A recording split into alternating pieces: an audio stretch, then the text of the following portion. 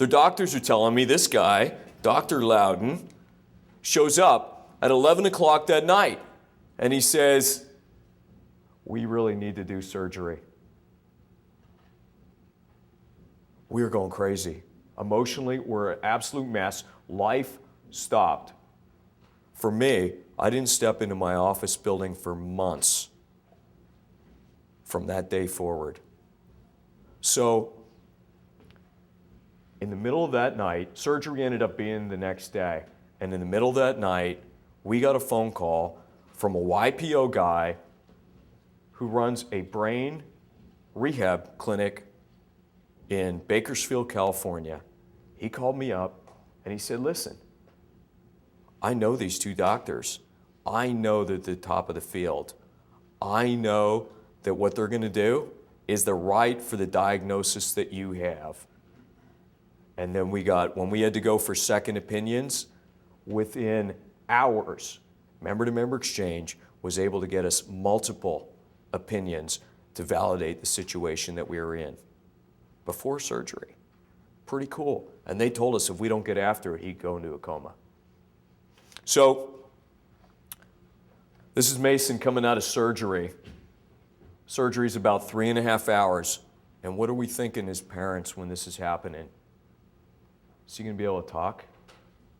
They warned us of the risks of that. Is he going to recognize us? Did something go right? Is he going to be able to communicate? Is everything going to be okay? Is he going to be the same little guy that we knew and loved? He had complications. He got water on the brain. And if he didn't get it dealt with, he was 70% clogged in his brain. If he didn't get it dealt with immediately, he'd go into a coma. So the doc says to us, what we need to do is we need to put a tube in his brain. Starts here, drains in the stomach. The good news is he's going to live, and he's probably going to live a very normal life. The bad news is we're going to have to change that about 10 times in the period of his life. 10 more brain surgeries? Going to have to go back in because it gets clogged, he grows, technology changes. We resigned ourselves that that was the thing we needed to do. But 2 hours before surgery, he came back to us and he said, listen, I got another idea. I talked it over with my colleague, and we want to do what's called a third ventriculostomy. We drill a little hole in the top of his head, and we go all the way in and make a hole in the third ventricle. It'll drain all the water out. Only 30% of candidates are eligible for this. Mason is actually eligible for it, and it only works 50% of the time, but it's pretty good odds because if it works, he'll never need a shunt. So, okay, what if it doesn't work? Well, if it doesn't work, we go back and we put the shunt in. Okay, what's the risk? Well, the risk is there's a 1% to 2% chance that we nick the basilar artery in the brain and he'll die instantly. He'll bleed to death. So go think it over. You got a couple hours, and let me know what you want to do. Holy smokes, that decision's unbelievable. Back on the phone with member-to-member exchange. It's amazing you can contact people that fast. We made the decision. We actually went in and we did the third vent. It actually worked out pretty well. They got it. And Mason was able to go home about a week later. He couldn't walk. He spent 1.5 years in rehab learning how to pick things up and do this, like for a long time, and then how to walk, and then how to run, and how to climb, and how to crawl, and how to balance on one foot. But it was an amazing, amazing experience. So I wanted to do something for Mason in his honor. I want to raise money for the Children's Hospital of Orange County, and I decided I was going to do an Ironman. And for those who don't know what an Ironman is, it's a triathlon. It's a 2.4-mile swing.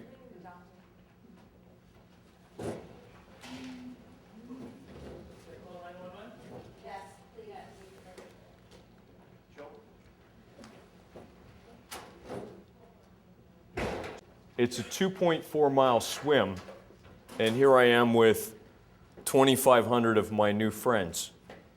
It's a 112-mile bike ride. a little windy, a little hilly. And then you run a short marathon, 26.2 miles. All in the same day. Can't take a nap in between. And then here I am crossing the finish line and raised $110,000 on this first time in honor of my son. Nobody had ever done that for the Children's Hospital of Orange County before. It was really cool. Made me feel really good. And, well, not the race, but I felt pretty good after inside. And I wanted to share with you some of my goals. So I keep these goals here. These are my goals for 2007. My theme for the year was enjoy life, create opportunities, and qualify for Kona. Kona is the Hawaii Ironman World Championship. Pretty cool. I wanted to do that. But if you take a look at me, I don't look like some chiseled down, tall, elite athlete. You got to win an Ironman or win a half Ironman to qualify. So I figured I could do it because maybe I'll compete in the CEO division. So I tried. I competed in Austria. I did well. I beat my time by an hour, but not even close to qualifying. So I got invited. Remember, I wrote down here, enjoy life, create opportunities, and qualify for Kona. And along with all my family goals and goals for my kids and goals for my wife, and it's got my sports and fitness goals, it's got my travel goals, and I just sold my business, so I had some new business idea goals. And I got invited to come to Monaco and look at a business deal there. And I went there. I spent 10 days with these guys, and my reward was they gave me an opportunity to compete in the Hawaii Ironman World Championships in Hawaii. So I mentioned that I sold my business on October 13th of 2006, and October 13th of 2007, it's amazing the irony in these dates, I completed the Ironman World Championships in Hawaii, and the message was, you can achieve anything in life if you want it bad enough. And if you don't commit it to writing, it's unlikely to happen. But if you write it down and you believe in yourself and believe you can make it happen, there's a good chance of you making it happen.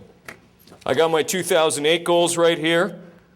I got my lifetime 100 goals, and number 100 is live to 100, but I got some really cool stuff on here that I want to do. And you probably can't see that from back there, but everything in blue is stuff that's already done. So I'm a third of the way through my life goal list.